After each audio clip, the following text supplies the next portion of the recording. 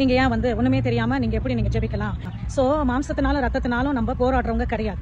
So இது பிசாசு ஊழியத்தையும் தேவனுடைய ராஜ்யத்தையும் குழப்பும்படி இருக்கும்படி பிசாசினால ஏவப்பட்ட சில ஜனங்களினால இது உருவான ஒரு கட்டு, ஒரு கஷ்டம். என் கிறிஸ்தவ ஜனங்களே, இந்த வீடியோவை சந்திப்பது நிமித்தம் சந்தோஷம் அடைகிறேன்.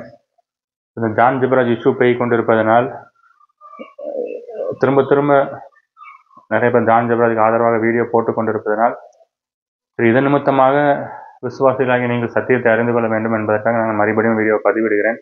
இது பரிசுத்தவான்கள் ஏவுதல் நிமித்தமாக தான் இந்த வீடியோ பதிவிடுகிறேன். ஆகையால் இது பேசுகிறது வந்து நான் கிடையாது, கிறிஸ்துவின் ஆவி என் மூலமாக பேசி கொண்டிருக்கிறது. அதை தயவு கூர்ந்து விசுவாசித்து நம்புங்கள், வேதத்துக்கு தயவாய் திரும்புங்கள். நான் மிகுந்த மனபாரத்துடன் தான் அந்த வீடியோ வந்து பதிவிடுகிறேன். ஏனென்றால் நான் வீடியோ பதிவிட நிறைய பேர் அந்த கமெண்ட் செக்ஷனில் நீ அயோக்கியன், நீ என்னடா நீதிமானாடா, ஜான் ஜிப்ராஜை குறித்து பேசுறதுக்கு நீ என்ன நீதிமானா அப்படின்னு நிறைய பேர் வந்து கேட்கிறார்கள். ஒரு 10 பேரில் ஒரு 2 பேராவது மனம் திரும்புவார்கள் என்ற விசுவாசத்துடன் அந்த வீடியோவில் வந்து பேசுகிறேன். கடவுளும் எங்களை ஏவி இதை பேச வைக்கிறார். அதனால் இப்பொழுது பிரச்சனை வந்து என்னவென்றால், நாங்கள் என்ன கூறிக்கொண்டிருக்கிறோம் என்றால், அவர்களோடு கடவுள் இல்லை, உங்களோடு தான் கடவுள் இருக்கிறார் என்பதை தான் நாங்கள் வந்து கூறிக்கொண்டிருக்கிறோம். அதனால் இதை நீங்களே விசுவாசிகளை பகுத்தறிந்து கொண்டுங்கள், நீ யாரோடு கடவுள் இருக்கிறார் என்பதை. ஏனென்றால் நீங்கள் கடவுள் அல்லாதவர்களோடு போய் சேர்ந்து விட்டால் அது உங்களுக்கு ஆபத்தாக முடிந்துவிடும், அது உங்களுக்கு அழிவை உண்டு பண்ணிவிடும். நீங்கள் அழிவுக்கு நேராக சென்று விடக்கூடாது. எந்த ஒரு ஜனமும் ஒரு ஆத்மா கூட அழிவுக்குள்ளாக போகக்கூடாது என்பதுதான் கடவுளுடைய சித்தம். அதனால தான் நாங்கள் இந்த வீடியோவில் வந்து பேசிக்கொண்டிருக்கிறோம். விசுவாசிகளே, நீ நீதிமானா? நீயே ஒரு பாவியா இருக்கும்போது நீ எப்படி வந்து ஜான் ஜிப்ராஜை குறித்து குறை சொல்லலாம் அப்படின்னு வந்து கேட்காங்க. நிறைய பேர் கமெண்ட்ல கேட்காங்க. நீங்க இந்த வீடியோவை கண்டிப்பாக பார்ப்பீர்கள். உங்களுக்காண்டி பதிவு தான் இது. நான் ஏற்கனவே என்னுடைய வீடியோவில் சொல்லிட்டேன், நான் பாவி தான். என்னுடைய அந்தரங்கத்தை பார்த்தோன்னா அது வந்து கேவலமாக தான் இருக்கும். நீங்களும் பாவி தான், நீங்களோட அந்தரங்கத்தை பார்த்தாலும் கேவலமாக தான் இருக்கும். அதை ஏற்கனவே நான் கூறிவிட்டேன், வீடியோ போட்டிருக்கேன். அந்த வீடியோ வேணால் நீங்கள் பார்த்துட்டு வாங்க. அப்படின்னா சரி, இப்போ எல்லாரும் பாவியாக இருக்கிறதுனால பாவத்தை குறித்து கண்டித்து உணர்த்தக்கூடாதா அப்படின்னு இப்போ ஒரு கேள்வி வருதுல்ல. இப்போ உதாரணத்துக்கு நான் ஒரு எக்ஸாம்பிள் உங்களுக்கு வந்து கூறுகிறேன். இப்போ நீங்கள் இப்போ கமெண்ட்ல கேட்கீங்களே, உங்கள்கிட்டே நான் கேட்கேன், உங்கள் ஃபேமிலியிலே உங்கள் பையனை ஒரு பாவம் செஞ்சிட்டு இருக்கான், நீங்கள் இதை பார்த்துட்டு என் பையன் தானே பாவம் செய்யட்டும், அவன் செய்யட்டும், நான் என் பாட்டுக்கு வாயை பொத்தி கொண்டு இருப்பேன் அப்படின்னு இருப்பீங்களா? இல்லை, அந்த பையனை போய் நீ இந்த பாவம் செய்கிறப்பா இதுலேருந்து வெளியே வந்துருப்பா அப்படின்னு நீங்கள் சொல்கிறது வந்து அது குறையா இருக்குமா? இல்லை, நான் என் குறை சொல்லக்கூடாது, அதனால் என் பையன் செய்கிற பாவத்தெல்லாம் நான் கண்டித்து உணர்த்த மாட்டேன், அவன் பாட்டுக்கு செய்யட்டும், நான் என் பாட்டுக்கு வேலையை பார்ப்பேன் அப்படின்னு நீங்கள் இருப்பீங்களா? அது அப்புறம் அந்த பையனை எவ்வளவு தவறுதலுக்கு நேராக நடத்தி கொண்டு செல்லும். அப்படின்னா நீங்கள் இப்படி வந்து சமூக வலைத்தளத்தில் எங்களை பார்த்து குறை சொல்லாதன்னு சொல்கிறீங்கன்னா, நீங்கள் எவ்வளவு தூரத்துக்கு ஆக்கினையை சம்பாதித்து கொண்டு இருக்கிறீர்கள் என்பதை தெளிவாக புரிந்து கொள்ளுங்கள். குறை சொல்வதுங்கிறது வேற, பாவத்தை எச்சரித்து கூறுவதுங்கிறது வேற. அதை நன்றாக மனதில் பதித்து வைத்துக் கொள்ளுங்கள். ஏனென்றால் எல்லா இடத்துலையுமே நான் மறுபடியும் கூறுகிறேன், ஏன் அது உங்க தலைக்குள்ளாக ஏற முடிக்கிறது என்பது எனக்கு புரியவில்லை. கள்ளத்திற்கு தரிசிகளை வேதமே எச்சரிக்கிறது, அதைத்தான் நாங்கள் வந்து எச்சரித்து கொண்டிருக்கிறோம். ஒரு கிறிஸ்துவனுடைய ஊழியக்காரன் வந்து கள்ள தீர்க்கதரிசிகளை எச்சரிக்கவில்லை என்றால் அவன் கிறிஸ்துவின் ஊழியக்காரனே கிடையாது என்று வேதம் முத்திரை குத்திவிடும். இப்போ ஜான் ஜிப்ராஜ் வீடியோ கேளுங்க. நான் உங்களுக்கு ஒன்று சொல்றேன், எந்த ஊழியக்காரனுடைய வாயில மற்ற மனிதர்களை குறை சொல்லாம கர்த்தர் நல்லவர் என்ற பிரசங்கம் இருக்கோ அங்க போய் உட்காருங்க. நான் என்ன கூறுகிறேன் என்றால், ஒரு உண்மையான ஊழியக்காரனா இருந்தால் யாரையும் பற்றி பேச மாட்டானா, யாரையும் எச்சரிக்கவே மாட்டானா. அவன் பொய் சொல்றான் ஜான் ஜிப்ராஜ். ஒரு உண்மையான ஊழியக்காரனாக இருந்தால் அவன் கள்ளத்தீர்க்கதரிசிகளை எச்சரிப்பான். ஒரு ஊழியக்காரன் நீங்களே ஆவியை பகுத்தறிந்து கொள்ளுங்கள், நிதானித்துக் கொள்ளுங்கள் என்று வேதம் கூறுகிறது. ஒரு ஊழியக்காரன் கள்ளத்தீர்க்கதரிசிகளை எச்சரிக்கவில்லை என்றால் அவன் கிறிஸ்துவின் ஊழியக்காரனே கிடையாது. ஏனென்றால் ஏன் நான் கூறுகிறேன் என்றால், வேதம் அது கூறுகிறது. வேதம் தான் சொல்லுது, ஆட்டுத்தோலை பொறுத்து கொண்டு ஓனாய் வரும் என்று. எல்லா ஆவியும் நம்பாமல் அந்த ஆவி தேவனால் உண்டானதா என்பதை சோதித்தறிங்கள் என்று வேதம் தான் கூறுகிறது.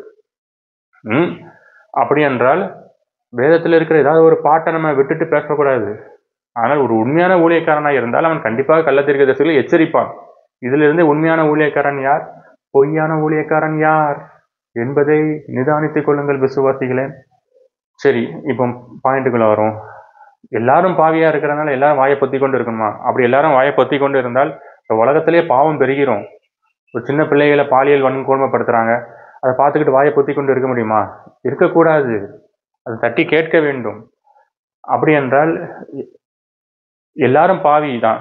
ஆனா கிறிஸ்துவின் ஆவி எனக்குள் இருக்கும்போது நான் பரிசுத்தமானேன். அதுதான் வேதம் கூறுகிறது. அப்படின்னா கிறிஸ்துவ ஆவி எனக்குள் இருக்கும்போது உங்களுக்குள்ளும் அது இருக்க வேண்டும். நீங்கள் அதுக்காக ஜெபங்கள், பரிசுத்த ஆவியை நீங்கள் பெற்றுக்கொள்ளுங்கள்.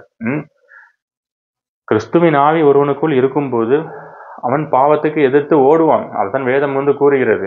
எல்லாரும் பாவிதான். ஒருத்தன் ரொம்பவும் அடிக்ஷனா இருப்பான் ஏதாவது ஒரு விஷயத்துல, இன்னொருத்தன் கொஞ்சம் இதா இருப்பான். எவ்வளவு அடிக்ஷனா இருந்தாலும் சரி, குமாரன் உங்களை விடுதலையாக்கினால் மெய்யாகவே விடுதலை ஆவீர்கள். அப்படி இருக்கிறவன் எப்படியாவது பாவத்துக்கு எதிர்த்து ஓடுவான். அதை தெளிவாக புரிந்து கொள்ளுங்கள். ஒரு கிறிஸ்துவின் உடையவன் தண்ணி அடிச்சுட்டு வருதா, தண்ணியை நீச்சல் அடிச்சு எப்படியாவது தண்ணியில இருந்து தாண்டி போய் இந்த கரையை சேரணும் நீச்சல் அடிச்சு கொண்டு போவான். அவன் தான் கிறிஸ்துவனுடைய வன். அப்படின்னா பாவத்தை எதிர்த்து ஓடணும். நீங்க அப்படி எதிர்த்து ஓடுறீங்களா என்பதை நீங்கள் உங்களே நிதானித்துக் கொள்ளுங்கள். ஜான் ஜெபராஜ் ஆதரவாளர்களே, இல்ல ஒரு சுகபோக வாழ்க்கை வாழ்றீங்களாங்கிறத நீங்க நிதானித்துக் கொள்ளுங்கள். இல்ல பாவத்தை எதிர்த்து ஓடாம பாவத்துக்குள்ளேயே நீங்க கடந்துகிட்டு அப்படியே கடவுளுடைய கிருபை ஜான் ஜெபராஜ் அவர்னு நீங்க ஏமாத்தப்பட்டு கொண்டிருக்கீங்களா என்பதையும் கொஞ்சம் சிந்தித்துக் கொள்ளுங்கள். அப்படிப்பட்ட நிலைமைக்குள்ளாக இருந்தால் தயவு கூர்ந்து நீங்கள் உடனே அந்த நிலைமையிலிருந்து மாறி கிறிஸ்துவிடத்தில் பாவத்துக்கு எதிர்த்து ஓடுங்கள். பாவத்துல விழுவான், பாவம் செய்வான். ஆனா ஒரு கிறிஸ்துவின் உடையவனா இருந்தால் அவன் பாவத்துக்கு எப்படியாவது எதிர்த்து ஓடுவான். அதைத்தான் வேதம் கூறுகிறது. பரிசுத்தமுள்ளவன் இன்னும் ஆகட்டும், இன்னும் பரிசுத்தம் என்று அது எப்படியாவது எதிர்த்து அவன் தன் சரீரத்தை பரிசுத்தமாய் காத்துக் கொள்வதற்காக ஓடுவான். அப்புறம் அந்த ஃபுல் அட்டைனிட்டியும் யாரும் ரீச் பண்ண முடியாது. ரீச் பண்ணுவான் என்று வேதமும் கூறவில்லை. பரிசுத்தம் உள்ளவன் இன்னும் பரிசுத்தமாகட்டும். அப்படின்னா அந்த பரிசுத்தத்துக்கு நேராக நீங்க ஓடிக்கொண்டிருக்கிறீங்களா? இல்ல கிருபையை வைத்துக்கொண்டு உங்க இஷ்டமான வாழ்க்கையும் சுகபோக வாழ்க்கையும் பாவமுள்ள வாழ்க்கையும் கிருபையை வைத்து யூஸ் பண்ணி கொண்டிருக்கிறீர்களா என்பதையும் சிந்தித்துக் கொள்ளுங்கள். ஏனென்றால் கிருபை நமக்கு எதற்காக கொடுக்கப்பட்டிருக்கிறது விசுவாசிகளே? எல்லாருக்கும் கிருபை கொடுக்கப்பட்டிருக்கிறது. கிருபை எதற்காக கொடுக்கப்பட்டிருக்கிறது என்றால் நம்ம சுகபோக வாழ்க்கை வாழ்வதற்காக அல்ல. நாம் பாவத்தை எதிர்த்து ஓட வேண்டும் என்பதற்காக தான் நமக்கு கிருபை கொடுக்கப்பட்டிருக்குது. கிருபை ஊழியக்காரர்கள் எல்லாருமே கடவுளுடையவர்கள் கிடையாது. அதை புரிந்து கொள்ளுங்கள். ஆனால் வேதம் கிருபையை தான் கூறுகிறது. நான் நிற்பதும் நான் நிர்மூலமாக இருப்பதும் அவருடைய சுத்த கிருபையே. ஆனா அந்த கிருபை எதற்காக நமக்கு கொடுக்கப்பட்டிருக்கிறதும் நிறைய அடுத்த வசனங்கள் கூறுகிறது. நம் பரிசுத்தத்தில் இன்னும் பரிசுத்தமாய் ஓட வேண்டும் என்று. அதைத்தான் பவுல் கூறுகிறார். பவுல் என்ன கூறுகிறார்? நான் என் சரீரத்தை ஒடுக்கினேன். என் சரீரம் எனக்கு விரோதமாக செயல்பட்டு கொண்டுதான் இருக்கிறது. ஆனாலும் நான் கிறிஸ்துவுக்காக என் சரீரத்தை ஒடுக்கினேன் என்று சொல்றாரு. அப்படிப்பட்ட ஒடுக்குகிற வாழ்க்கையை ஜான் ஜெபராஜ் ஆதரவுகளை நீங்க வாழ்றீங்களா கொஞ்சம் என்பதை சிந்தித்துக் கொள்ளுங்கள். ஏனென்றால் இந்த வீடியோல பேசுன அந்த அம்மாவை நீங்க கேட்டுவாங்க. பிரசிடென்ட் டொனால்ட் ஜே ட்ரம்ப் அவங்களுடைய ஆண்டவர் கொடுத்த அந்த தீர்க்க தரிசனம் இம்ப்ளிமெண்ட் ஆகும்படி நாங்க ஜெபிச்சோம். அதே போல இது ஒரு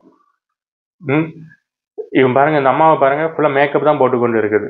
இப்படி மேக்கப் போடுறதுக்கு, இப்படி தன்னுடைய முகம் அழகா காட்டுறதுக்கு வேதம் அது கூறுகிறதா? வேதம் அதை கூறவில்லை. தீமோத்தேயு எடுத்து நீங்க வாசித்து பாருங்க.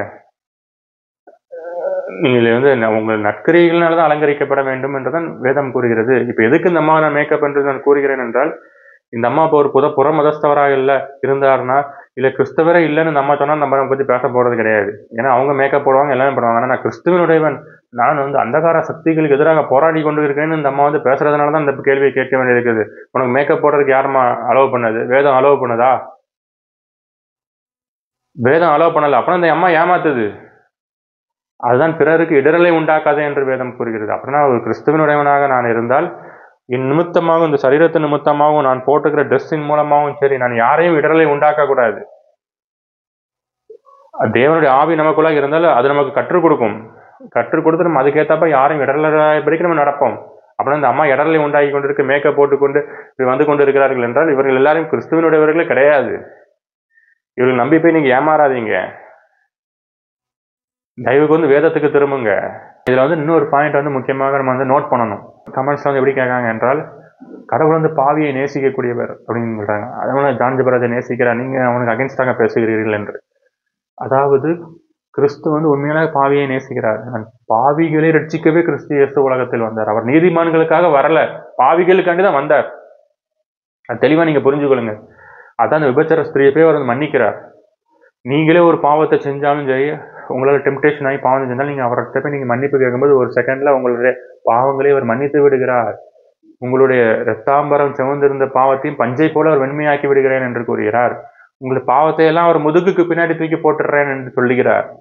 அதனால ஒரு பாவியை வந்து அவர் மன்னிக்கக்கூடிய தேவன். பாவிக்காக தான் அவர் வந்தார், பாவியை தான் அவர் ரட்சிப்பார். அதுக்கு மாற்று கருத்தே கிடையாது. ஆனால் இன்னொரு பாயிண்ட்டையும் நீங்க மிகவும் நோட் பண்ண வேண்டும். வேதத்தை எடுத்து தெளிவா பாருங்க. இயேசு கிறிஸ்து அப்படி கோபமா இருப்பாரு.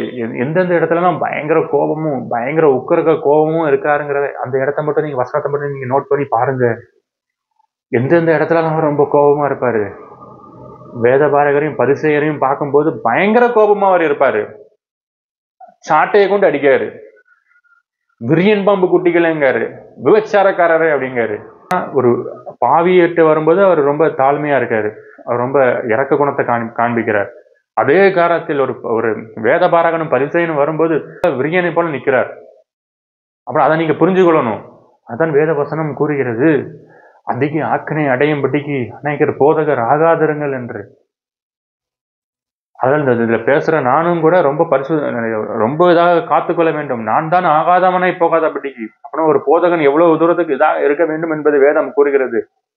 அப்படின்னா ஒரு போதகனாக இருக்கிறவன் வந்து ஏமாத்திக்கிட்டு இது பண்ணி கொண்டிருந்தாலும் அவன்கிட்ட கடவுள்கிட்ட கடுங்கோபம் உண்டாகும் என்பது வேதம் கூறுகிறது. எல்லா வசனத்திலையும் பாருங்க. சாட்டையை கொண்டு சாத்துறாரு. அங்க போய் அவரை வந்து மன்னிப்பையா கொடுத்துட்டு இருந்தாரு. அப்படின்னா ஜான் ஜெபராஜோட கேட்டகரியே வேற, பாவிகளுடைய ஒரு கேட்டகரி வேற. ஜான் ஜெபராஜ் வந்து பாவிகளுடைய கேட்டகரியில இல்ல. அவன் வந்து கள்ள தீர்க்கதரிசி, கள்ள போதகர், வேத பாரகரும் பரிசேயர்களோட கேட்டகரியில இருக்கான். இது வந்து மன்னிக்க கூடாத ஒரு பாவம். அதனால்தான் நான் மறுபடியும் வீடியோவில் சொல்கிறேன், இவனை போல ஆட்கள் யாரும் தயவு கூர்ந்து எழும்பாதீர்கள். உங்களை உண்மையிலே கடவுள் போதகத்தை பணிக்க அழைத்தால் வந்து பேச வாருங்கள். இல்லை அழைக்கலையா பணத்துக்காகவும் அவர் விற்கிறதுக்காகவும் போதகத்துக்குள்ள வராதிங்க. ஏன்னா உங்களுக்கு தான் அதிக ஆக்கினை. போதகராக வந்தால் நீங்கள் சரீரத்தை ஒடுக்க வேண்டும். நீங்கள் பரிசுத்தத்தை காத்துக்கொண்டு நான் தான் ஆகாதவனை போகாதபடிக்கு வந்து பேச வேண்டும். அந்த அளவுக்கு ரொம்பவும் பரிசுத்தத்தை காத்துக்கொண்டு அவருடைய போதக பணிக்குள்ளாக வர வேண்டும். அதனால் தயவு கூர்ந்து புரிந்து கொள்ளுங்கள். பாவிகள்கிட்ட அவர் கரிசனை காட்டுகிறார், வேதபாரகரும் பரிசேயரும் கடுங்கோபத்தை காட்டுகிறார். அது அந்த ரெண்டையும் இவங்க ட்விஸ்ட் பண்ணி பேசுவாங்க. இதுதான் பிசாசனுடைய தந்திரம். ட்விஸ்ட் பண்ணி பேசி ஒரு குழப்பத்தை உண்டு பண்ணி, ஒரு அசுத்தத்தை உண்டு பண்ணி, உங்களை எல்லாத்தையும் பரிசுத்த சீர்குலைச்சல் உண்டு பண்றதுதான் அந்த பிசாசனுடைய சதி திட்டம். அதைத்தான் அந்த அம்மா வந்து பண்ணி கொண்டிருக்கிறது. இந்த அம்மாவை போன்றவர்கள் வேதத்தை அப்படியே ட்விஸ்ட் பண்ணி எதுக்கு யூஸ் பண்ணணும் அதை மாற்றி அப்படி யூஸ் பண்றது. இதுதான் பிசாசனுடைய தந்திரம். வேத வசனம் கூறுகிறது, தந்திரங்கள் நமக்கு தெரியாதவைகள் அல்லவே என்று. ஆனால் ஒரு போதகனுக்கும் சரி, ஒரு கள்ளத்தீர்க்கதரிசிக்கும் சரி, அவனுக்கும் மனம் திரும்புவதற்கு வாய்ப்பு உண்டு. அவன் போய் மன்னிப்பு கேட்கணும். நான் இவ்வளவு தூரம் கள்ளத்தீர்க்கதரிசனம் பண்ணிட்டேன், இவ்வளவு தூரத்துக்கு துணிகரமா மக்களை ஏமாத்திட்டேன் அப்படின்னு சொல்லி அவன் மன்னிப்பும் கேட்கணும். அதே காலத்துல அவன் சமூக வலைத்தளத்துல வந்து நான் உங்களை ஏமாத்திட்டேன்னு சொல்லணும். சொன்னாதான் அவனுக்கு மன்னிப்பு கிடைக்கும். அது சொல்லாத வரைக்கும் அவனுக்கு மன்னிப்பு கிடைக்காது. ஏன்னா அவன் யாரை ஏமாத்திருக்கான்? உங்களை எல்லாத்தையும் ஏமாத்திருக்கானே. அப்படின்னா அவன் தனிப்பட்ட முறையிலும் கடவுள்கிட்ட மன்னிப்பு கேட்கணும்.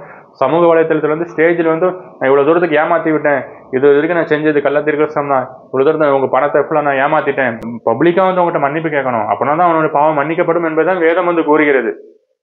இப்பதான் நிறைய விஷயங்கள் வந்து புரிகிறது. ஜான் ஜெபராஜா திருந்தினாலும் இவர்கள் வந்து திருந்த விட மாட்டார்கள்.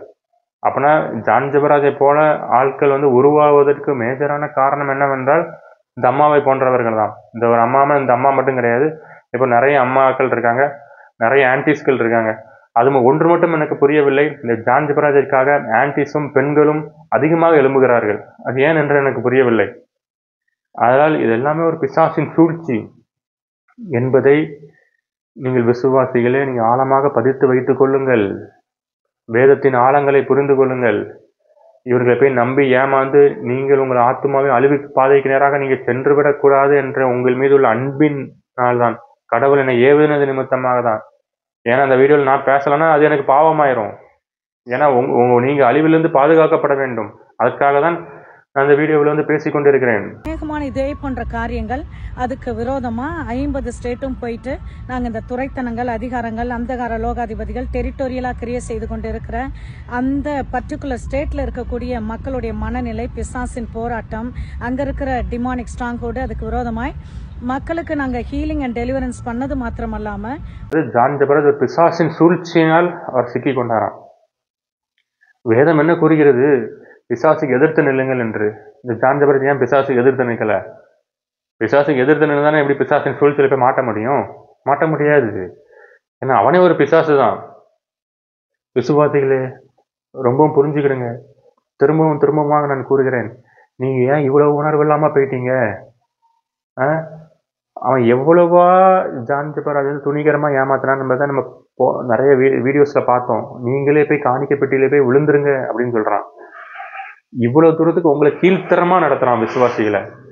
இவ்வளவு தூரத்துக்கு கீழ்த்தரமா விசுவாசிகளை ஆகிய உங்களை நடத்தினதுக்கு அப்புறம் நீங்க போய் அவனை போய் ஆதரிக்கீங்களே. பவுல் இப்படியா சொன்னாரு, எவ்வளவு அன்புள்ளவங்க நடந்து கொள்ளணும்னு சொல்லி. நீங்களே போய் காணிக்கை பெட்டிக்குள்ள விழுந்துருங்கன்னு சொல்றான். ஒரே மெஸ்மரிசம் பண்ணி ஏமாத்தனான். இப்படியோ துணிகரமா ஏமாத்துறான். ஒரு புறஜாதியர்கள் கூட சொல்லுவாங்க இவன் ஏமாத்துக்காரன்னு. உங்களால ஏன் அப்படி உங்களுக்கு நிதானிக்க முடியல? அப்புறம் நீங்க எவ்வளவு பிசாசின் சூழ்ச்சியினால் ஒரு ஸ்பிரிச்சுவல்னு ஒரு மூட நம்பிக்கை அப்படியே இதை உண்டு பண்ணி ஒரு ஏமாத்து வேலையை உண்டு பண்ணி உங்களை வந்து அவன் வஞ்சித்து வைத்திருக்கான். அதான் நீங்க பிசாசினால் நீங்க வஞ்சிக்கப்பட்டு விட்டீர்கள். ஜாக்கிரதை, இது எல்லாமே அந்தி கிறிஸ்துவனுடைய வேலை தான். பிசாசானவன் எப்பொழுதுமே பைபிளை தூக்கிட்டு தான் வருவான். ஜாக்கிரதை. என்னோட பிசாசுக்கு எல்லா வேதமும் ஃபுல்லா தெரியும். அவன் பைபிளை தூக்கிட்டு வந்து அப்படியே பைபிளை வச்சு தான் பேசுவான். அப்படின்னா நீங்க ஏமாறுவீங்க. அதனால் தயவு கூர்ந்து அவருடைய ஆழமான சத்தியத்தை புரிஞ்சு கொள்ள வேதத்துக்கு தயவு கூர்ந்தாக திரும்புங்கள்.